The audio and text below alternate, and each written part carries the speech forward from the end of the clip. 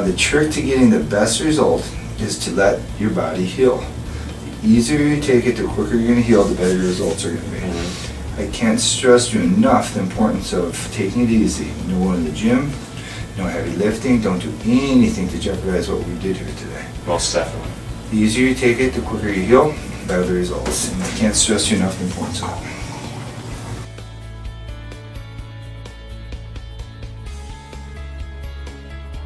When you look at yourself straight on, just kind of envision, yeah. Yep. So that gives us plenty of forehead, okay? Still gives us a nice natural recession, not too much forehead, but right on the money. Yeah. And then that'll square that off so that won't open up.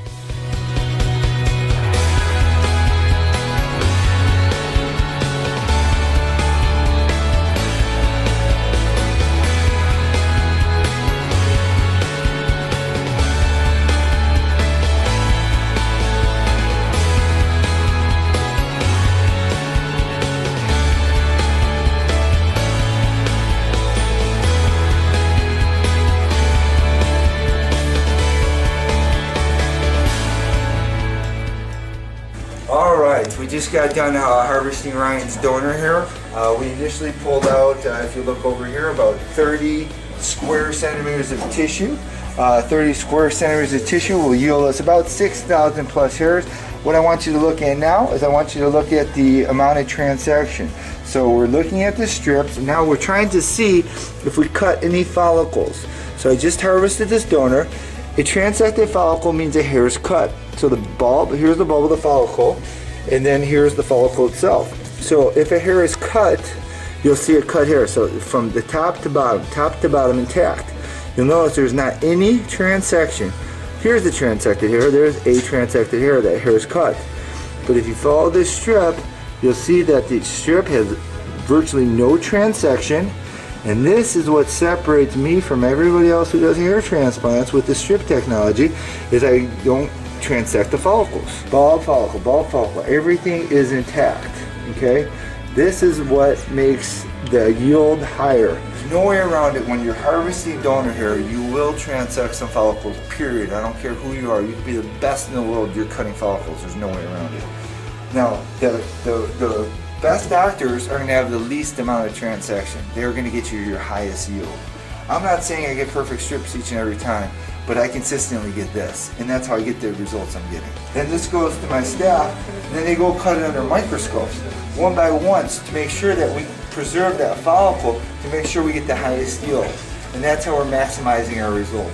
We're moving as much as we can move, we're cutting it, taking it out perfectly, then we're dissecting it under magnification to get perfect grafts.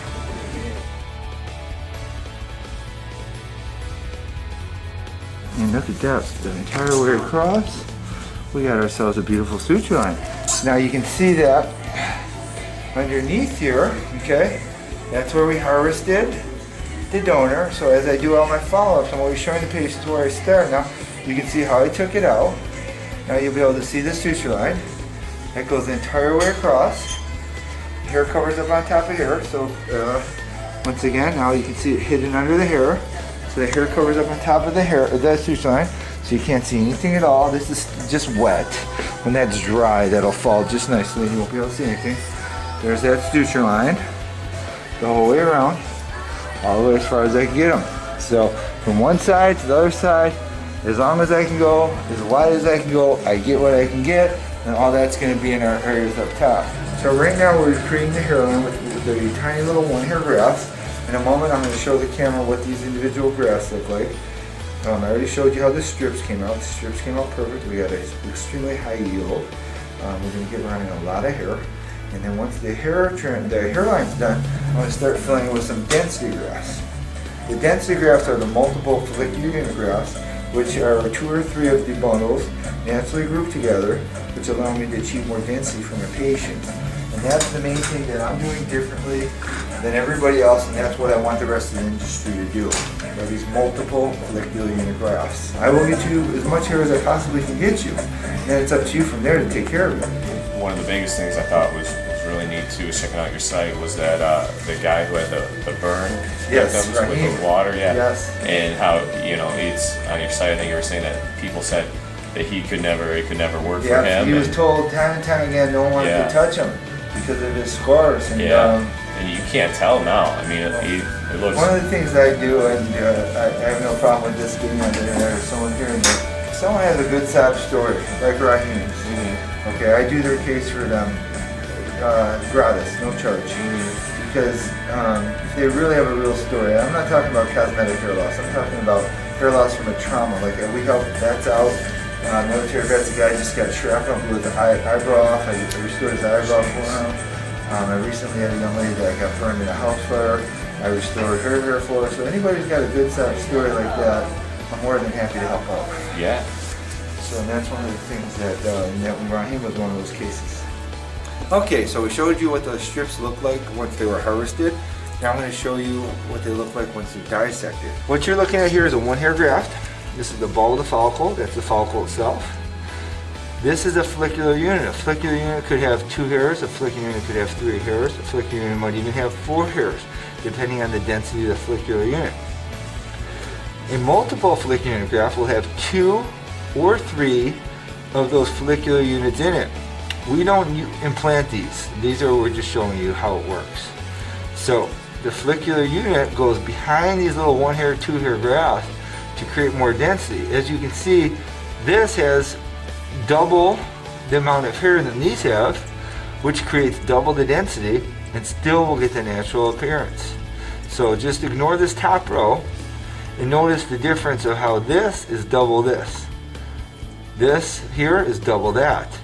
So if I were to split that, I can create this. So the more I dissect a follicle up, the more grafts I get, but in actuality I get less hair.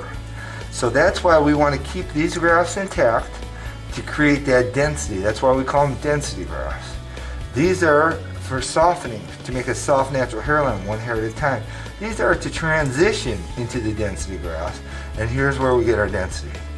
Okay, Ryan, we're almost finished with your procedure today. So far, how do you feel about it? How's your day been? It's been really good, really good. I feel very comfortable. There hasn't been any pain. We were talking about the different grafts and where we go and how we implant them.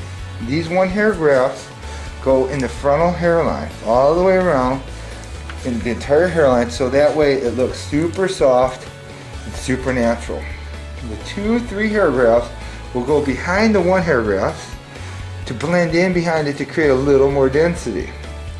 The multiple follicular unit grafts will go even further back to create the density, and they're blended in with these little ones in between so you can't see them.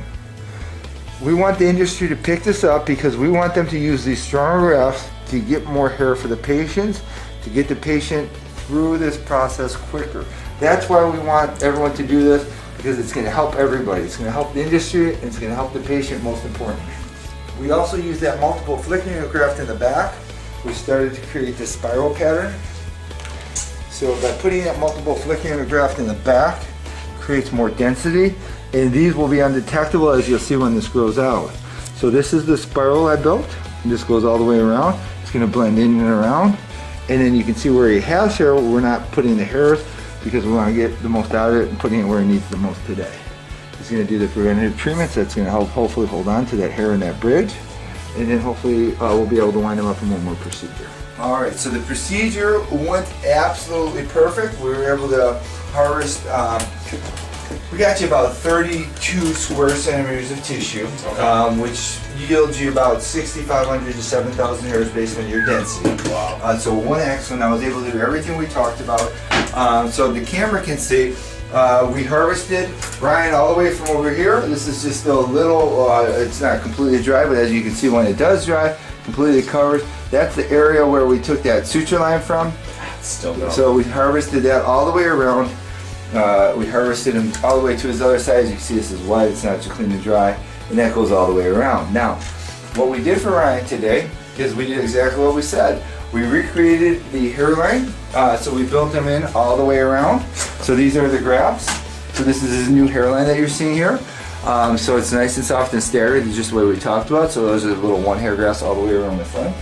Then what we did is we did the little 2, 3-hair grafts behind that, and then we used the strong grafts back there for the density. We did what we went for the most bang for the buck, meaning that we put the hair exactly where he needs it. He needed it in the front and he needed it in the back. create a little bit of a spiral in the back with some little ones around the edges to blend in. And so that way we hit the two most important areas, the front and the back. He had hair in the center, so that way when this grows out, it will look like he's got his hair back. Then he'll come back probably one more time in about a year. We'll probably either tighten the hairline up or close the crown, or we'll just kind of play it by ear and see how he does. Hi, how are you? We're here with our patient Ryan. He's here just for a quick little follow-up at the month point. I just want to show you how he's progressing as far as where the hairline is and what's happening as far as initial growth. We did a max size case on Ryan where we harvested him all the way from one side over here all the way to the other side over there and just got as much hair as we possibly could for him. So this is the beginning of the suture line. And then this goes around. You can see this little line here. This is the suture line, and this is at the month point. Now this is going to continue to heal over the next month, over the next year, excuse me. And then you can see at the month point it's already undetectable. See this little line here? That's the suture line.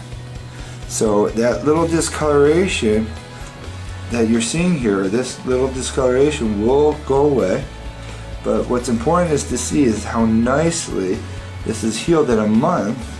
And he could cut his hair probably right now with a 2-blade and you wouldn't even be able to see this. Here now you can really see the line itself because now you got some real color. But that's what it looks like. And this will be completely undetectable in about another, let's say, month or so. You probably won't be able to see any of that redness at all. That'll all clear up.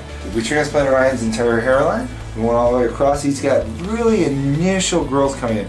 See these little hairs? That's a little micrograft starting to come in. These are some hairs that actually grew faster. In general, it takes a solid 3 to 4 months for all the initial hairs to start to grow on the first transplant. And then those hairs have to grow out at a ½ inch a month thereafter. We transplanted Ryan's crown and then we created a spiral that follows the natural pattern of his hair. So this little area that's open now, you're not going to be able to see in a few more months once the hairs start to grow in. And how was the whole process for you? How'd everything go? It was very good. Very smooth. I mean, no pain or anything. Hello, I'm Josh. I work with Dr. Bolton every day, and this is Ryan, his patient. What I'm going to show you today is the beginning growth. Ryan is just 1 month out, and we just want to encourage him a little bit because he really doesn't see a whole lot of change from when he first came in the door, which is normal. You don't really see much of a change for 4 to 6 months. But this is a tool that we use to show that yes, there are hairs growing, and usually quite a bit. So this is 50 times magnification. You can see on the screen the actual weaves of my shirt, and we're going to go into Ryan's scalp and show you his new growth. So just stay out of the way of the screen. We're going to go into Ryan's hairline, his frontal hairline. Dr. Bolton transplanted his whole area of loss from front, the 2 areas that are exposed where he's thinning and balding, and the back. So let's go into that frontal hairline, look on the screen, and see his new hairs that are starting to grow. So let's focus in here. Those short little hairs that you see just emerging from his scalp are brand new transplanted hairs. And he's actually got a lot of new growth in his frontal hairline. That is a beard length hair. They're not really doing anything because they don't have their length, they don't have their width. The maturation is not complete, but it will continue to improve over these next months.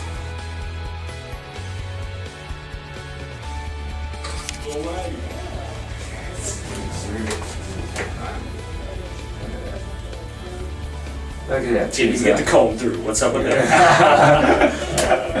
Let's see. Wow, look at that. Look at all that hair. Look at all that hair.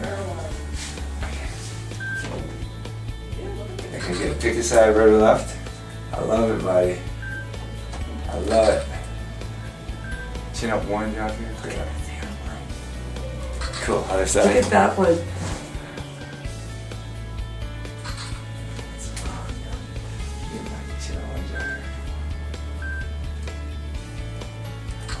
Towards the back wall. I'll chin up a little bit here.